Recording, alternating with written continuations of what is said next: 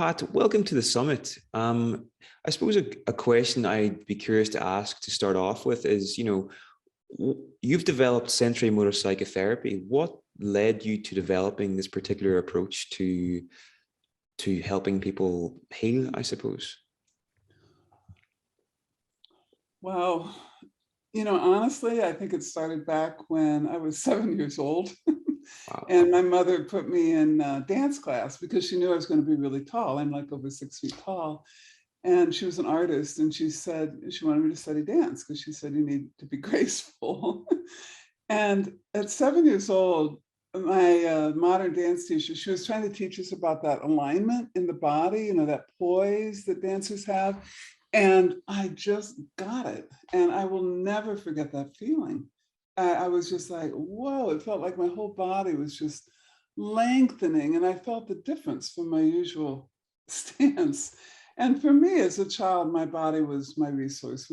I grew up in the country and by a lake and by woods and had a brother. So we were always outside playing sports and climbing trees and going swimming. And that was a real resource for me.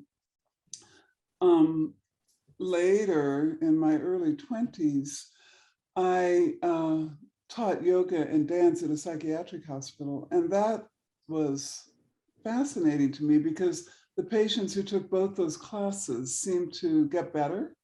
And I mean, now I understand because the yoga was very slow and mindful, and it stimulates the dorsal vagal system to just let everything relax. And patients would come and go. There were no requirements. So they felt that almost hypoarousal without fear, and then the dance classes were really fast.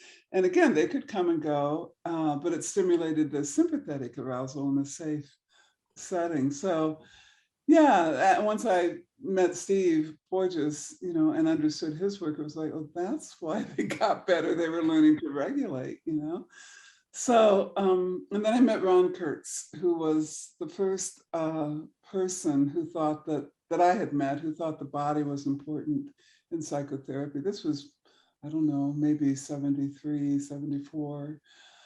So I was in social work school at the time, and I quit school, which, sometimes I regret, but I did. I quit after 1 year and moved to Boulder with Ron and studied with him and studied all kinds of body work and movement work and so many different somatic approaches. And Ron and I founded the Hakomi Institute in 1980, along with some others. Ron's the kind of the pioneer behind that school. But one of the things that really shifted things for me was in the late 70s, I was asked to be an adjunct therapist for young women at the university here in Colorado, because I worked with the body, and these women could not experience sexual pleasure. They were what was called back then pre-orgasmic. So I was, flattered, and I took on all these clients, and all the interventions that I had learned both in social work school and from Ron and all my studies, nothing was helping them. In fact, they were getting worse. And I was horrified. And I was like, I'm doing everything I was taught. Like, what is wrong? And I thought to myself, and I said to my colleagues, I'm not going to worry about the emotions. I'm just going to keep them in their bodies. I'm just going to focus on being in the body and feeling comfortable in their bodies. And later, I learned that about the window of tolerance. And when we worked with all those strong emotions and childhood memories, they were going way out of the window of tolerance. And they started getting better, or at least they didn't get worse. But so that was a big influence for me. And that was really the beginning of my break from Ron's work, because Ron's work did not focus on trauma.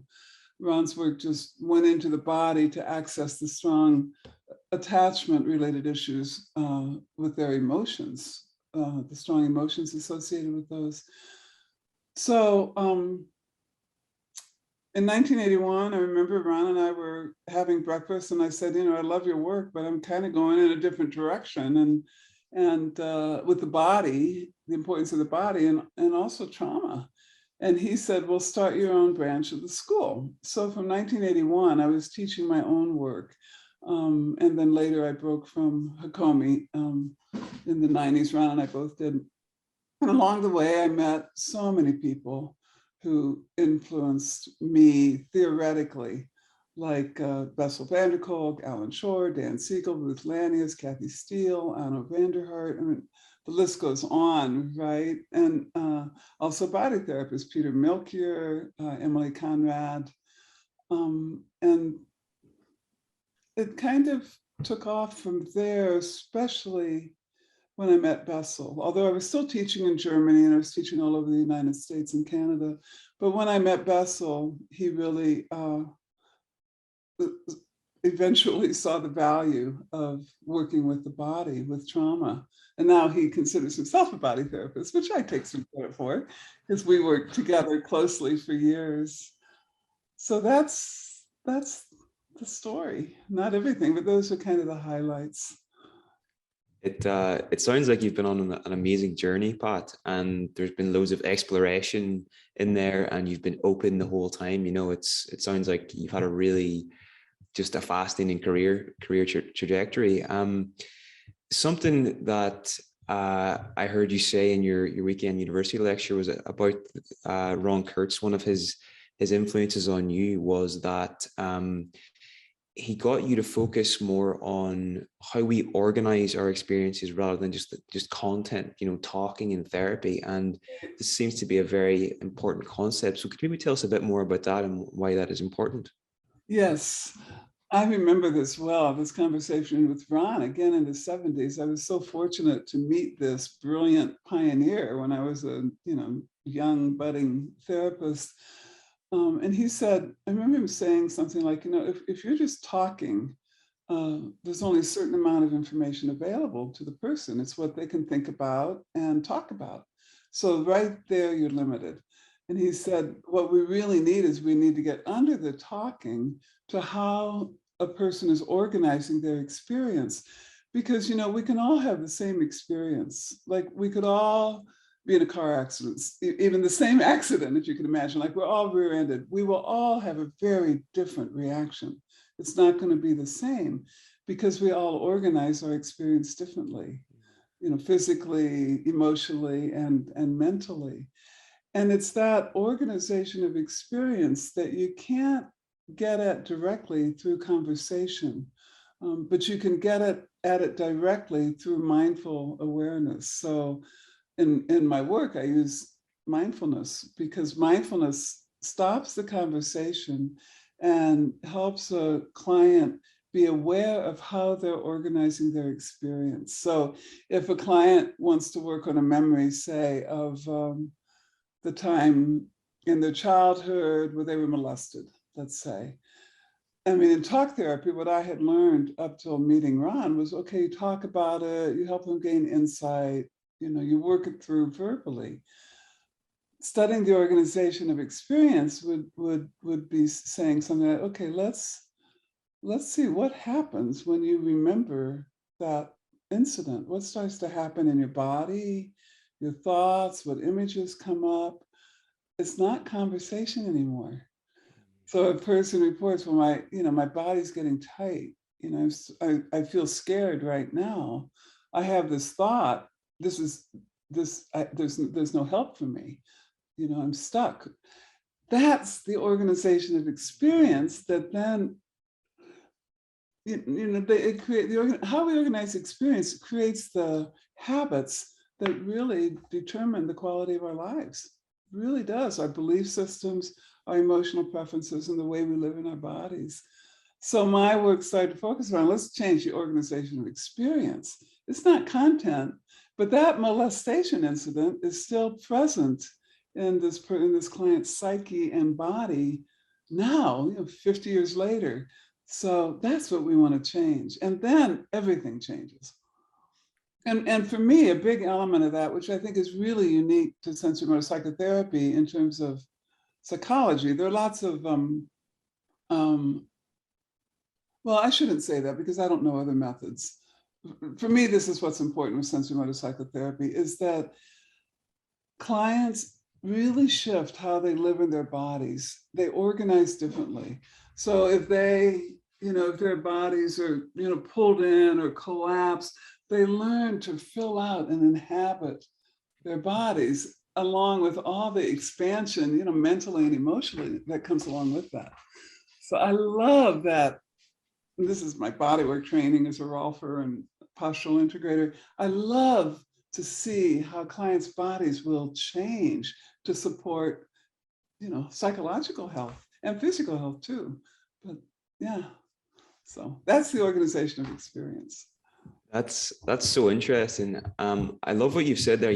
It seems that how we organize our experiences is almost the meta variable of that, like you say, that determines our quality of life. And Yep. if that's the one thing that if we can get right, is going to snowball to everything else as well, and I've never actually heard someone say that before. So that's really interesting. And you said in just the first question that you mentioned a couple of times that your body has always been a resource for you, even from a young age, and sensorimotor psychotherapy, I suppose, just for anybody that isn't aware of the approach, maybe could you provide, let us give us a very simple definition, like how would you describe sensorimotor psychotherapy to someone who's never heard of it before? Maybe that'd be a good place to start, if you don't mind. Well, we look at how the body has shaped itself over time. I mean, all our experiences impact the body. Everything we experience, we live through our bodies. So our bodies shape themselves in the movement patterns according to repeated, experiences and really the meaning that we make of them. So if I grow up in a family that, expected me to be strong and assertive, my body might be like this. I'm supposed to be tough. I'm not supposed to be vulnerable. My voice changes, is taken on this posture, right? And I get a little bit challenging. But if that's my history, my body's going to take that on. It's going to shape itself around our experience. If I had trauma and live in fear, my body might look like this. If I was in an attachment relationships as a child when I was also abused by my attachment figures, my reaching out to others, in a clear, open way, it's not going to happen, because as soon as I want to make contact with somebody else, that imprints there, and there's a part of me that's saying, don't do that, that's dangerous, and I'm going to pull back, or I'm going to withdraw. This is one of the reasons so many trauma survivors are so isolated, So our bodies really hold our history. So sensorimotor looks at how the body reflects and sustains current problems. It always is participating in the client's current issues. And then we integrate that with the emotions and the belief systems and so forth. But change, and in our work, change happens not just mentally, but also in the body and also, emotionally.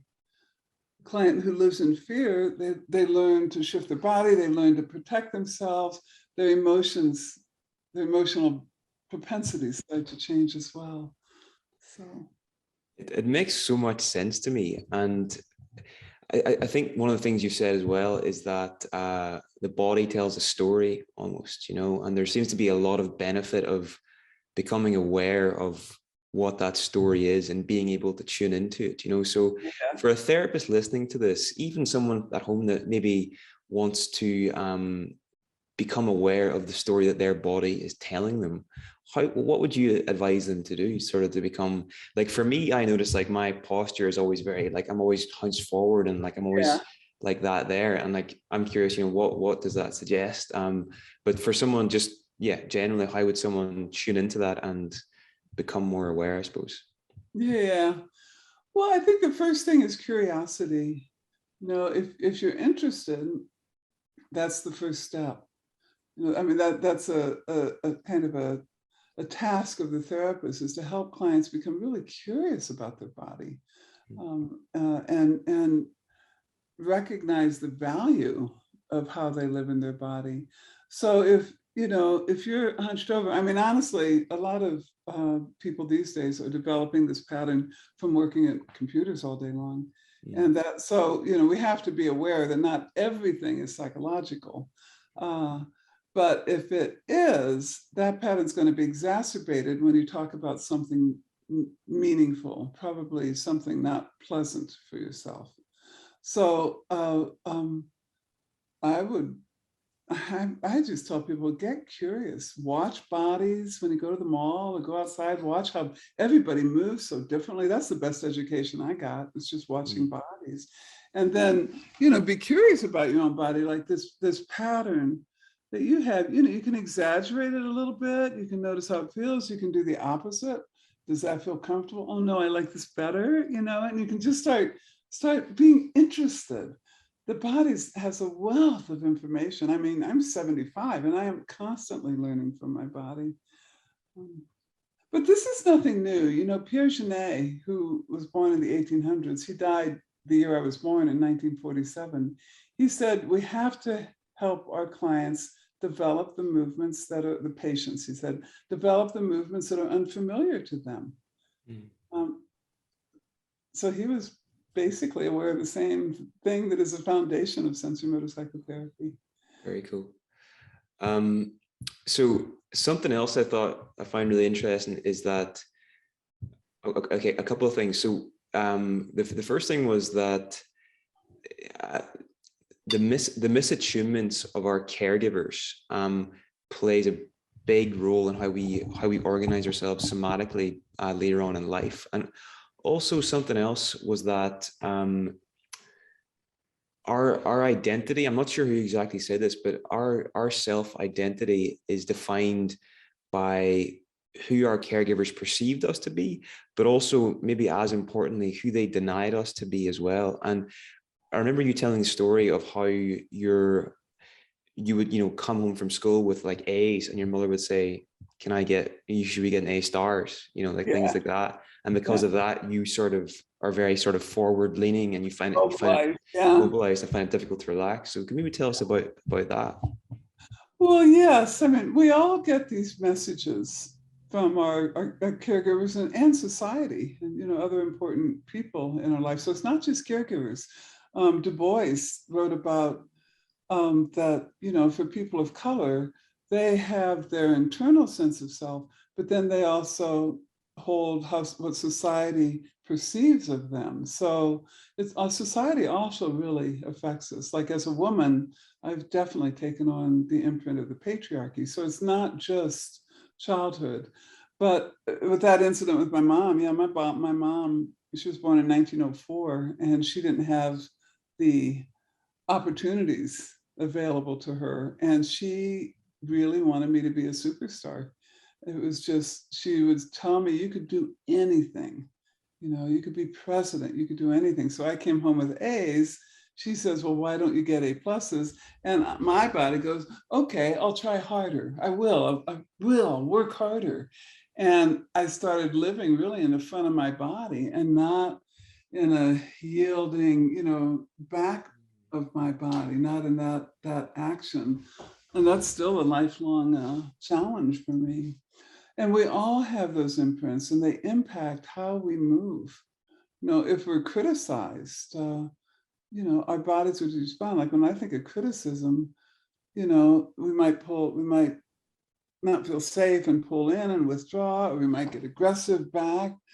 And we hold those patterns for life, and they don't change until we mindfully become aware of them.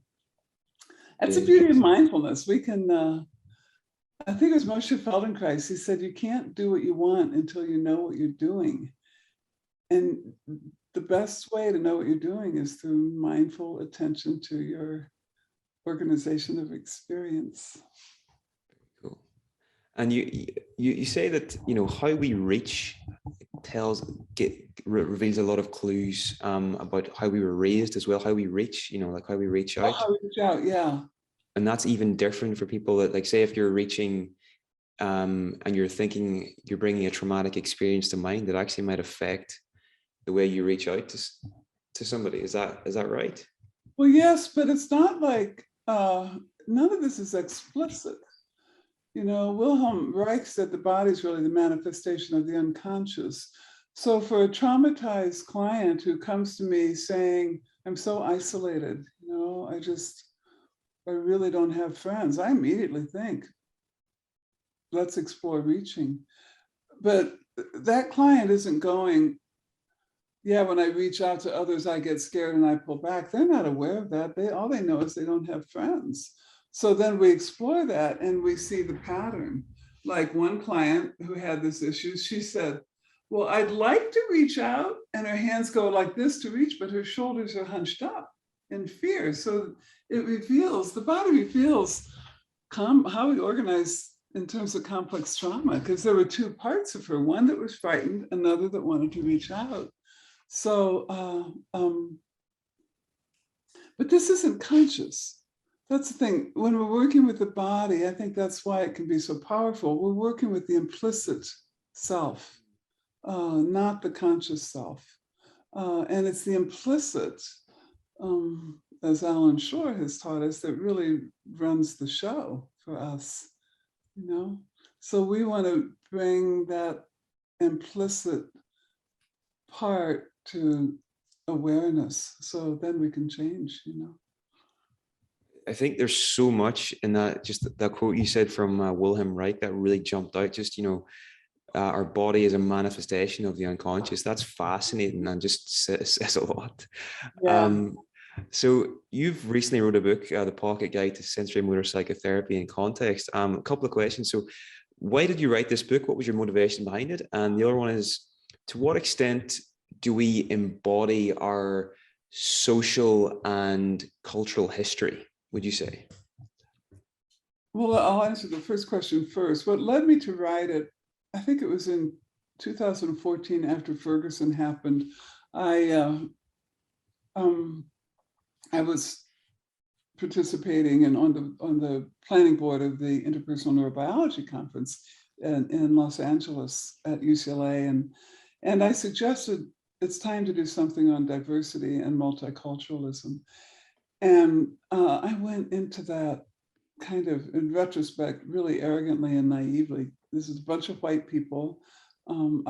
Most of my career has been working with white people, and mostly men. Few women, but mostly men. Yet my family's mixed race.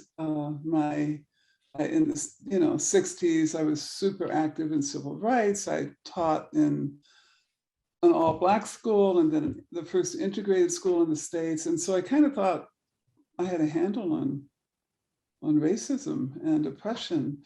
So we did this conference, and I did,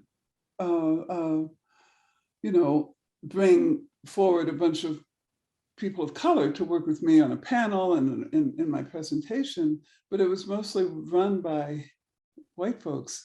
And I was actually horrified about how little we all understood the impact of oppression and racism and what it means to be white. So that was the beginning of kind of the light bulb going off. And I felt really ashamed that I hadn't addressed that in my own work, especially given my history with cultural experiences of all sorts. So I formed a think tank at the Institute of People of Color and myself to look at oppression and racism in the curriculum, in the school. And then that led me to write this book.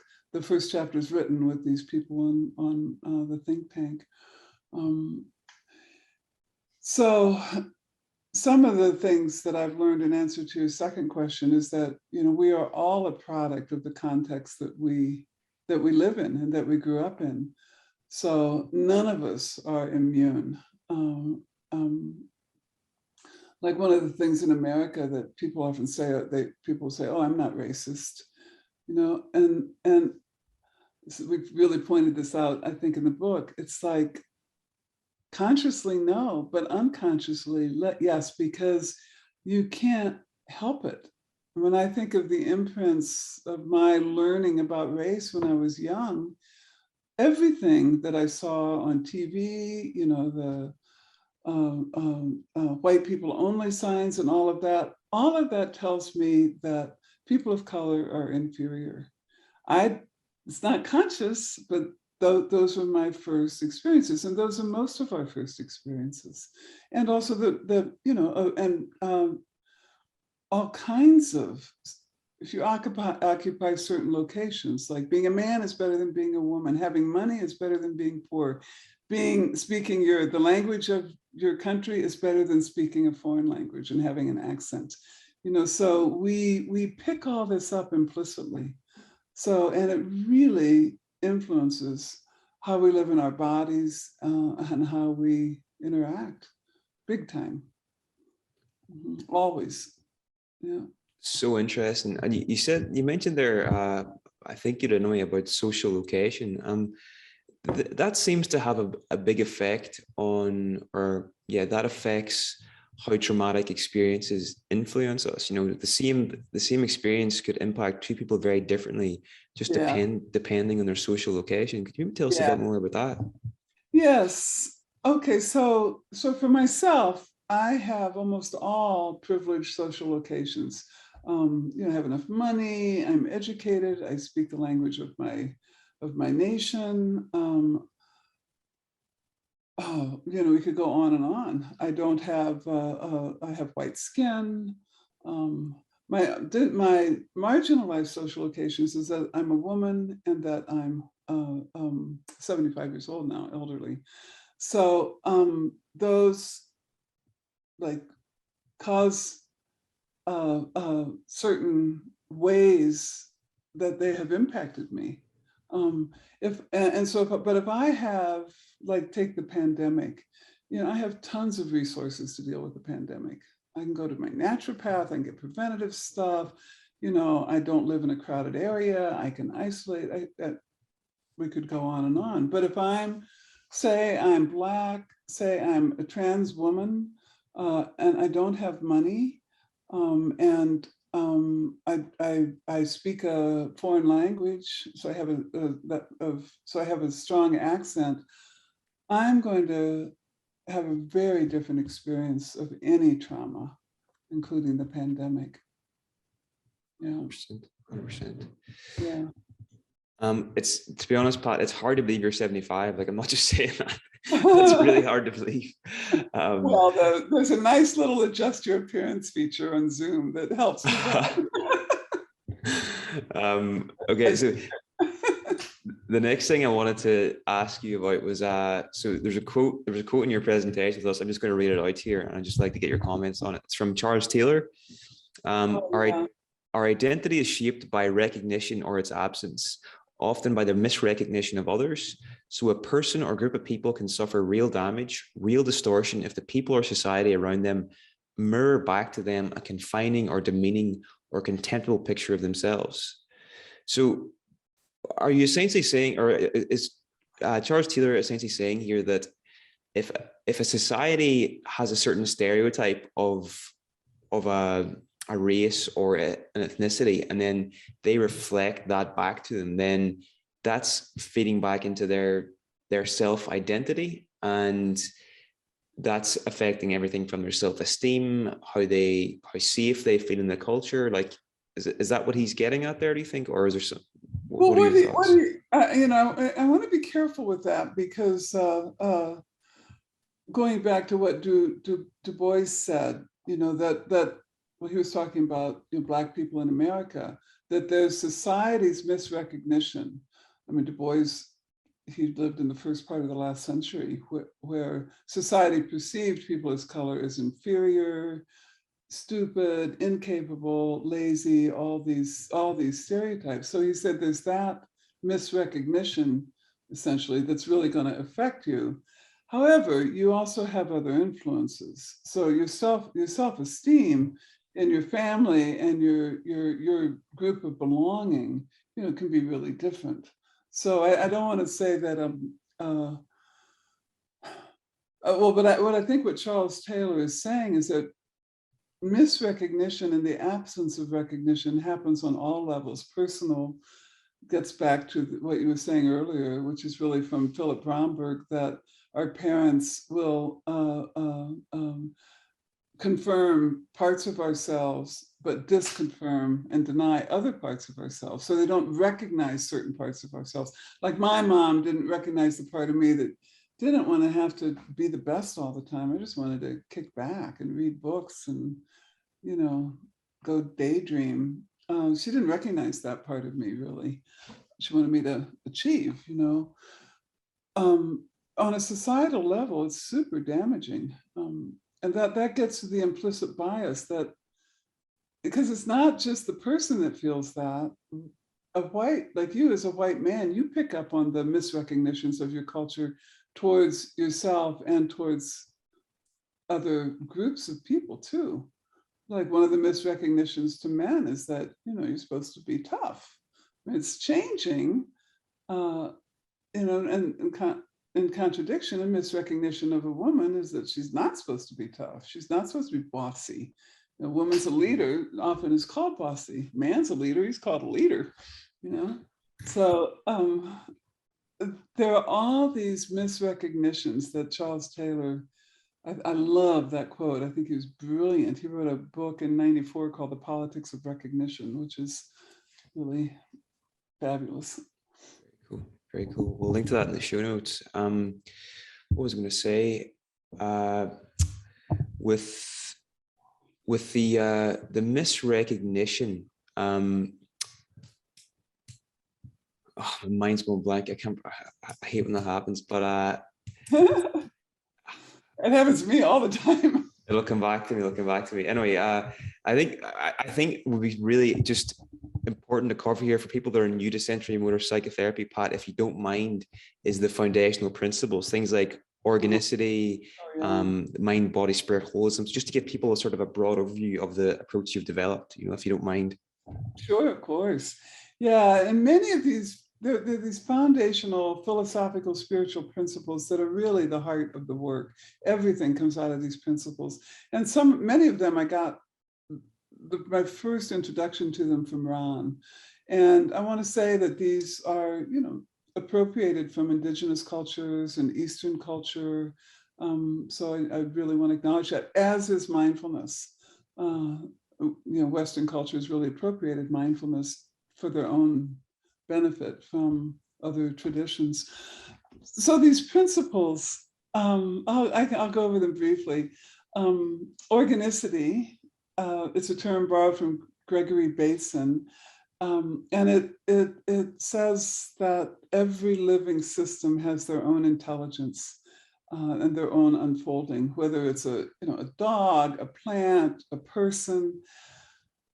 I remember Ron and I talking about that in the 70s, and that changed everything for me, because what I learned in the psychiatric hospital, and I was also a counselor at a women's prison, was that I was supposed to have the answers for these people. And Ron's like, you know, how arrogant is that? They've got the answers inside. You just have to help them find those answers inside. So that was revolutionary in the 70s to me. Now I think people talk about it. So if you really believe in organicity, it leads to the next principle, which is nonviolence. There's never any need to push, you know. You don't need to push a client. You don't need to try to make them change. You don't need to try to make yourself change, because we have that natural impulse that's progressive to change and grow, because we're living creatures, you know. So we have to help clients find that thread in themselves, that the next step they want to take organically, you know.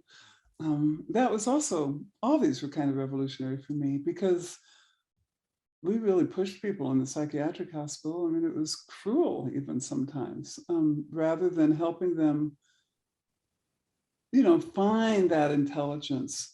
And that doesn't mean you don't take charge sometimes, because you do. I mean, I've had many clients who I had to become their auxiliary cortex or their protector when they couldn't do it. I'm not going to let them commit suicide, for example.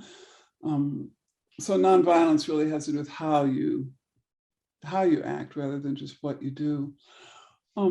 Another principle is unity.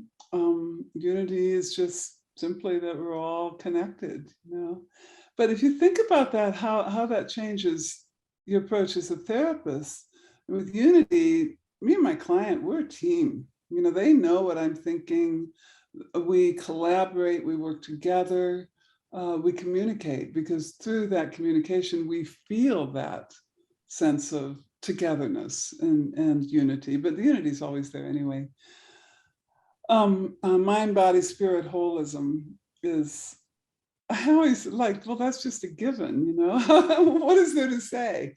We have these bodies, it houses our mind, it houses our spirit in this lifetime, it houses our heart, our emotions, there's a unity here. One of my teachers, Ida Rolf, and I became a Rolfer in the long time ago, and she said, you know, the body is not the only thing. You know, you've got the spirit, you've got the emotions, you've got the mind, but she said the body's the only thing you can get your hands on. So there's that unity that I think we forget. We think we're just working with the mind, or we think we're just working with the body, but we're working, you know, it's one unified system. Then there's a new principle that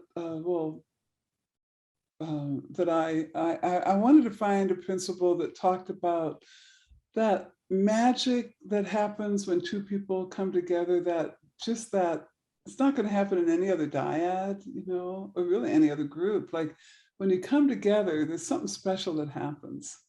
And that client's not going to have the same experience with another therapist, or you and I aren't going to have the same experience with another person. So I wanted a principle that honored that, but also honored the enactments that inevitably emerge, that are supposed to emerge in therapy and in life, where implicit parts of ourselves, they interlock with implicit parts of somebody else, and we just, you know, and loggerheads together, and we don't know what's going on, and we can't get through it because it's not conscious. And this happens in therapy as well, right? And I learned from Philip Bromberg really how valuable these therapeutic enactments are when they're well negotiated, you know. So and so I call that principle relational alchemy. So it speaks to both that magic that happens that, you know, we just love as therapists, but also those challenging enactments that cause us to face implicit parts of ourselves as we negotiate it and navigate it with our clients. Another principle is, well, presence and mindfulness. Ron taught me mindfulness, as I said, but mindfulness, it's a dual state of consciousness. And many years ago, I was showing a video at I think it was at a UCLA conference, and somebody said, you must be so mindful when you work. And I'm like, I'm not mindful at all, you know, but in presence. And in presence, you'd lose that dual state of consciousness, and you're just there, you know, and you're just there. And that's when, if you're present, you know, things just come through you, and you find yourself doing things or saying something, and you're like, whoa, you know, that didn't come from my thinking brain. So I think of presence and mindfulness kind of on a continuum. Mindfulness is more of a dual state of consciousness, and presence is really a unified state where you're just in the experience, you know. So how many is that? Organicity, nonviolence, my body.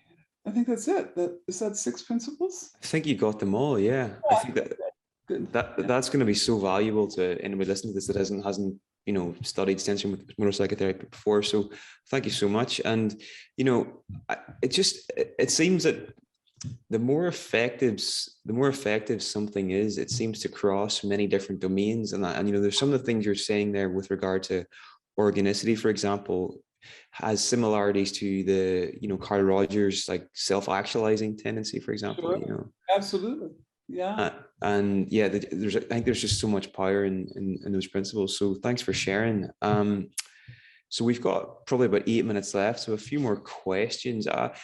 For someone that's wondering how sensorimotor psychotherapy would be different than a traditional form of therapy. So let's say a client comes into therapy and they've got depression, or they're going through something really difficult.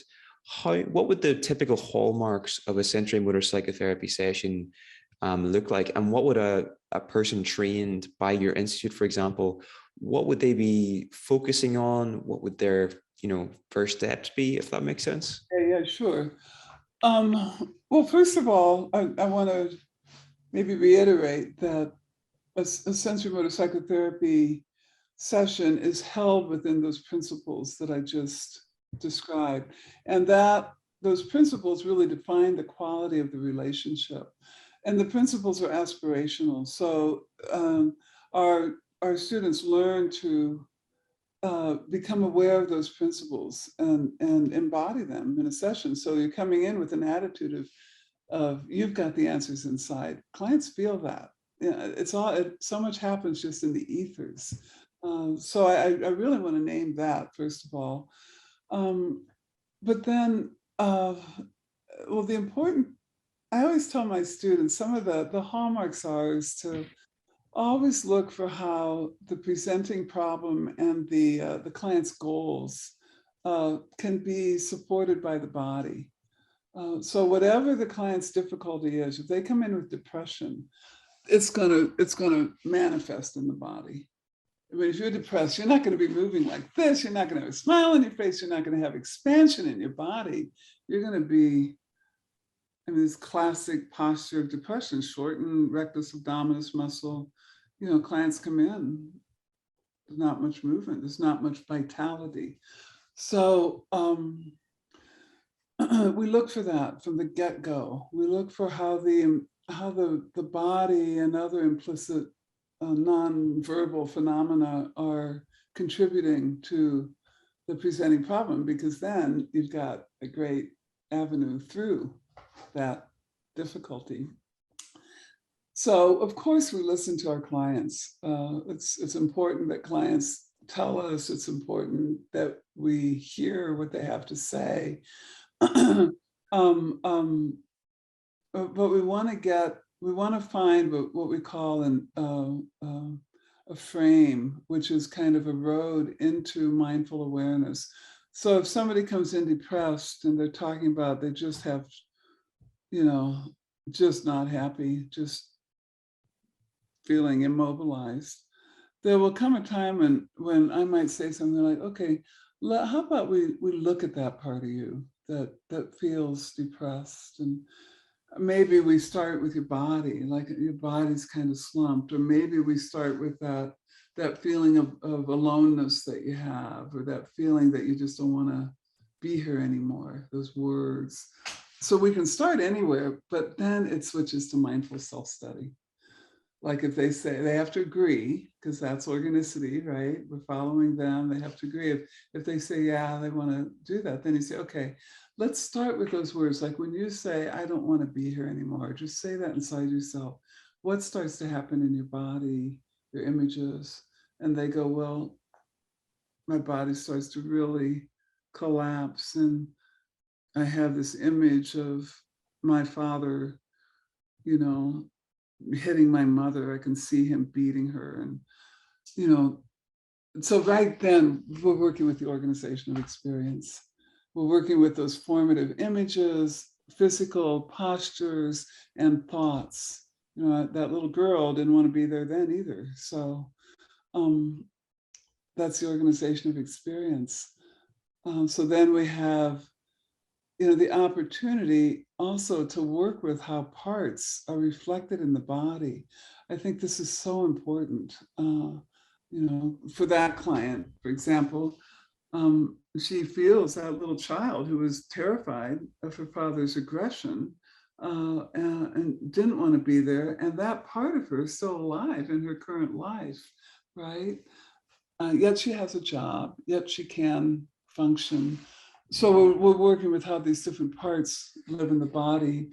But the first step is contacting them and bringing them to awareness. And that's where the organization of experience comes in. And then, through therapy, the organization of experience starts to change. That child starts to learn that her father's not around anymore. He's not a threat anymore. She's actually safe. And that what Ron used to call the map maker, that map maker starts to change her mind and her body, right? So the body starts to lift, she starts to feel safe, the depression starts to lift. And this is not just I've been doing this for, about 50 years now, a little bit more. Yikes. But this is research now. Like, they've shown that posture has a huge impact on mitigating depression, for example. So now there's research coming that really supports what I've known as a body therapist for decades. Yeah. Does that answer your question?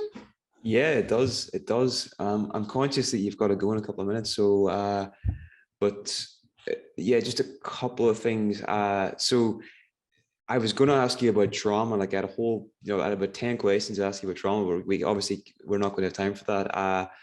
But it seems like such an exciting time to be doing what you're doing now, Pat, because you mentioned your collaboration with Stephen Porges earlier, and then you're talking there about, the different parts of ourselves, and it seems like a lot of IFS could come into that as well. And there seems like to be a lot of cross-pollination here. Or is there something you want to say there? Well, I want to say that, I learned about working with parts in the 70s from Ron. Ron always addressed parts. Dick Schwartz actually studied with Ron, and I think Ron had studied with him later. But I've never studied IFS, but I've, Anna Vanderhart, Ellett Nienhuis, Kathy Steele, and the theory of structural dissociation has had a big impact on how I think of my work. So of course, with dissociative disorders, you're always working with parts. But even without, like what I learned from Ron in the 70s, we all have like child parts, and we all have defensive parts. I think what Dick Schwartz would call protective parts. We do have these parts. We worked a lot with adult child back in the 70s, and with the defenses and those parts that we learned as a child to protect ourselves. So, yeah. Well, it seems just from this conversation, Pat, and from learning a little bit about your work, it seems that your life has reflected a lot of organicity, a lot of synchronicity. I think one of the hardest things to do as a human being is to stay open, and you have certainly done that from the whole career. At least from an outside point of view, it looks like that.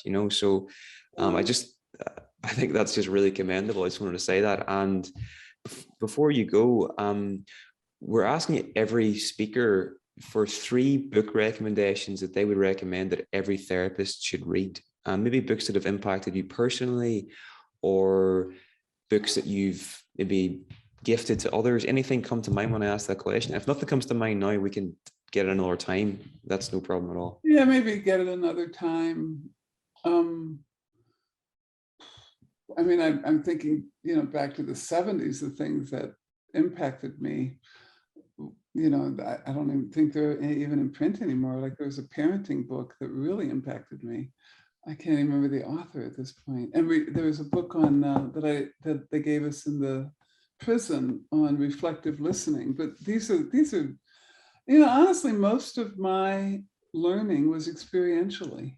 I didn't learn from books. I learned from teachers.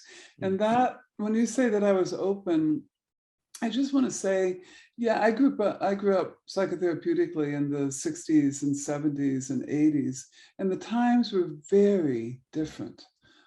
I didn't need any credentials. I learned by just going and studying with people like Ron. I apprenticed with Ron. I never took a training of his. I just apprenticed and studied, and that was how I learned. I'm not much of a book learner. Even with Steve Porges, we've presented at countless conferences. We're good friends, and I've read his books, but I learned from being with him.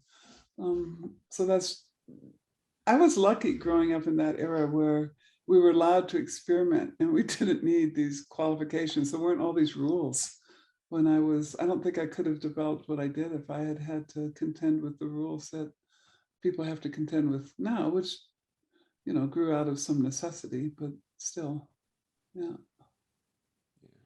Well, I suppose that's as good as answer as any, like maybe the takeaway is that try to make your learning as experiential as possible, and obviously get the right qualifications so that you're qualified and everything. But yeah, experiential might be the way to go.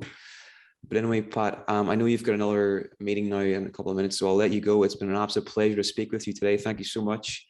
And I Sure. wish you the best going forward. All right. Okay. Take good care. Thank you. Take care. Bye. Bye.